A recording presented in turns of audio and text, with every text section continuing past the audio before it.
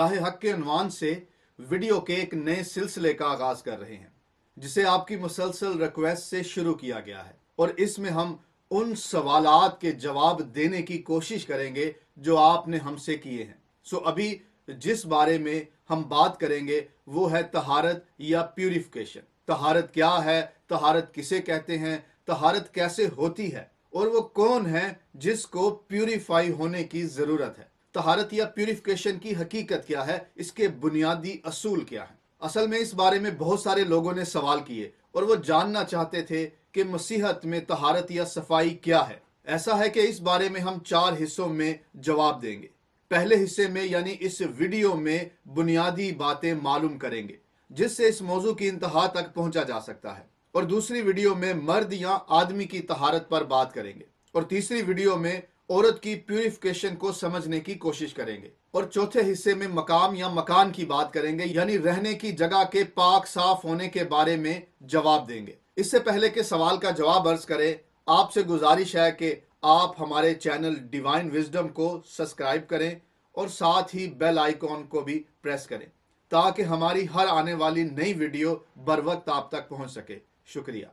तो हमें जानना है कि तहारत क्या है, प्यूरिफिकेशन किसे कहते हैं। तहारत मतलब जाहिरी और बातनी नजासत को साफ करना, वजू करना, गुस्ल करना, खुद को प्यूरिफाई करना। ये खालिस होने की हालत है, प्योर होने की कंडीशन है, पाकीज़गी या नफासत की बात है। बस सफाई और सुथराई एक ऐसा अमल है जो इंसान की जिंदगी में मुसलसल चलता रहता है।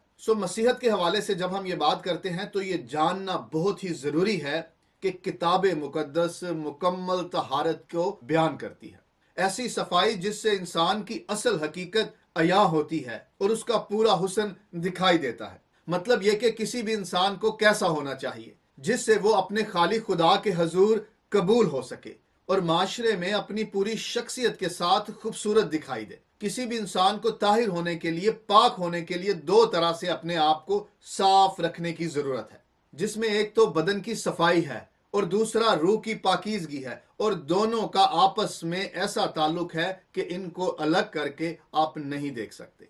अब बदन की पाकीज़गी क्या है और रूह की पाकीज़गी क्या है, इस थोड़े से वक्त में हम यही समझने की कोशिश करेंगे।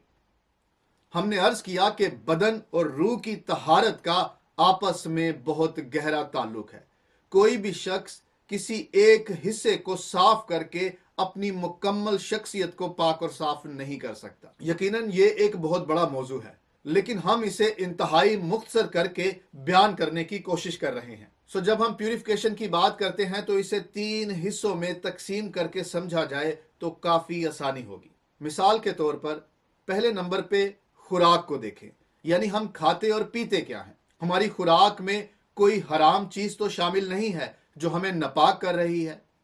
इस बारे में खुराक को या खाने पीने को देखा जाता है। पहले हिस्से में खुराक को देखने की जरूरत है, और दूसरा वो है जिसमें हम पहनावे की बात करते हैं, यानी हमारा लिबास किस तरह का है। मर्द और औरत यानी हर किसी के लिए हयादार लिबास की बात की गई है, इज्जत के लिबास की बात की गई है जिसमें दोनों की इज्जत है। आपको मालूम है कि एक मौके पर हमारे खुदावंद यीशु मसीह ने तमसील बयान करते हुए कहा कि शादी की ज़ियाफत में एक शख्स ऐसा भी आया जिसने शादी का लिबास नहीं पहना हुआ था। उसे उस शादी की ज़ियाफत से बाहर निकाल दिया गया। मतलब यह कि उस शख्स का पहनावा ऐसा था जो पाक नहीं था, यानी उसने बेहयाई का लिबास पहना हुआ था, जिसके नतीजे में उस पाक शादी से उसे बाहर कर दिया गया। ऐसा नहीं कि एक दुनियावी मिसाल लेते हुए हम रूहानियत को तो बयान कर दें लेकिन उसका दुनियावी पहलू या जिस्मानी पहलू पूरी तरह से इग्नोर कर दें। इस तमसील में जिस लिबास की बात की गई है, जिस पहनावे की बात की गई है, वो पाक हो, हयादार हो,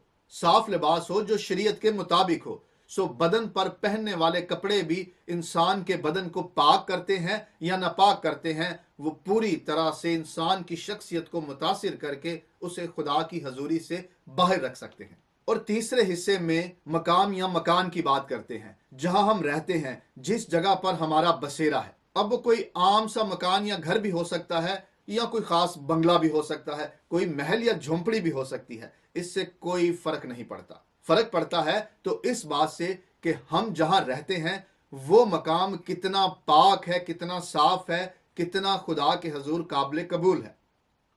अच्छा, ये सेंटेंस बहुत अहम है।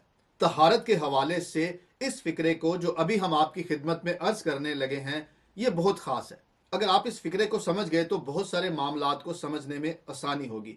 ज्यादातर मुफस्सिरीन जो प्यूरिफिकेशन पर बात करते हैं, सफाई और सुथराई की बात करते हैं, चाहे बदन की हो या रूह की हो, उनके नजदीक माना जाता है कि बदन की सफाई रूह की सफाई का आगाज है। जिस्मानी सफाई और रूह की सफाई जिसमें आला अखलाकी म्यार है, इन दोनों का आपस में इतना गहरा ताल्लुक है कि आप इन दोनों को अलग करके समझ नहीं सकते। मुश्किल है इन दोनों को अलग करके बयान करना, क्योंकि जब आप निजासत की बात करेंगे या गंदगी की बात करेंगे, तो अगर बदन पर कोई गंदगी है, निजासत है, तो उसको आप लेकर पाकीज़गी में दाखिल नहीं हो सकते।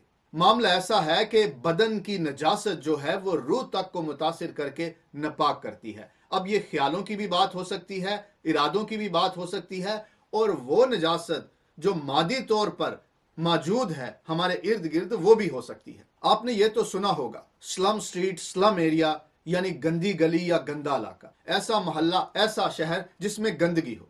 यहाँ इस बात की वजाहत करते चलें कि हम गरीब लोगों की या झोंपड़ियों में रहने वाले लोगों की बात नहीं कर रहे। गरीब होना एक बात है, लेकिन गंदा रहना, अपने आप को साफ ना रखना, ये दूसरी बात है। ये दोनों अलग अलग बातें हैं, इनको मिक्स ना किया जाए, क्योंकि कोई गरीब या मुफलसी में भी खुद को पाक रख सकता है, साफ रख सकता है, अपने घर को, अपनी गली को, अपने मोहल्ले को, अपने शहर को। बुनियादी तौर पर तहारत के हवाले से ये एक छोटा सा तारुफ है जो किताब मुकद्दस की रोशनी में हमने आपकी खिदमत में अर्ज किया है। अब मामला ये है कि अगर हम इस बुनियाद को समझेंगे तो ही हम बात को आगे बढ़ा पाएंगे और अगले जो मौजू हैं हम उनको बेहतर तौर पर देख पाएंगे। आखिर में कुछ खास बातें अर्ज करते हुए आपसे इजाजत चाहेंगे। आसमानी बरकतें वही लोग हासिल करते हैं जो जमीन पर रहते हुए अपने आप को पाक रखते हैं, और उनको पाक बदन कहा जाता है। और दूसरी तरफ नजिस या नापाक बदन वो करार पाए जाते हैं जो किसी भी तरह से अपने आप को पाक करने के अमल में दाखिल नहीं करते। एक सेहतमंद और खूबसूरत माशरे की बुनियाद पाक, साफ और परहेजगार खानदान पर है। ऐसी फैमिली जिसमें हर कोई पाकीज़गी के असूलों को मानते हुए उनके तहत अपने बदन को पाक रखे, साफ रखे, रूहानी तौर पर भी और जिस्मानी तौर पर भी। ये दोनों बातें साथ साथ चलती हैं। सो ईमानदार वही है जो खुद को भी पाक साफ रखता है और अपने इर्द गिर्द के माहौल को भी साफ सुथरा रखता है। अगली वीडियो में हम उस सवाल के जवाब को देखेंगे जिसमें मर्द की तहारत या सफाई की बात है। शुक्रिया।